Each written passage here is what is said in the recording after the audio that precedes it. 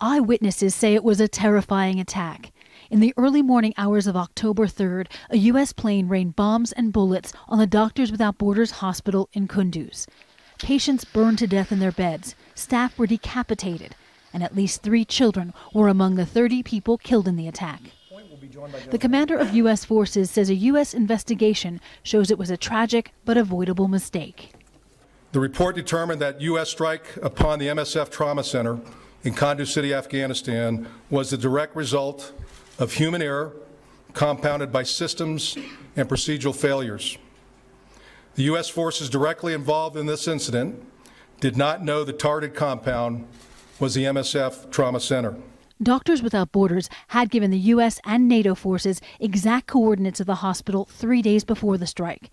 Campbell said the mistake happened because the attacking aircraft was diverted from another mission, the onboard electronics malfunctioned, the plane veered off course, and then the crew visually identified the building without verifying it was a military target.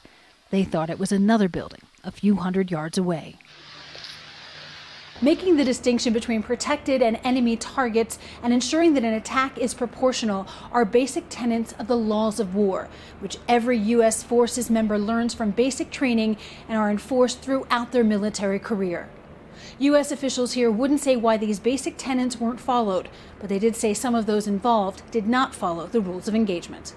Those individuals most closely associated with the incident have been suspended from their duties, pending consideration and disposition of administrative and disciplinary matters. Doctors Without Borders had asked for an international independent investigation.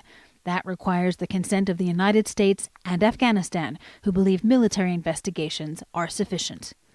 U.S. commanders said they would like to help rebuild the hospital, but Doctors Without Borders does not accept donations from governments. And they say they don't want to rebuild until they know this kind of attack won't happen again. Jennifer Glass, Al Jazeera, Kabul.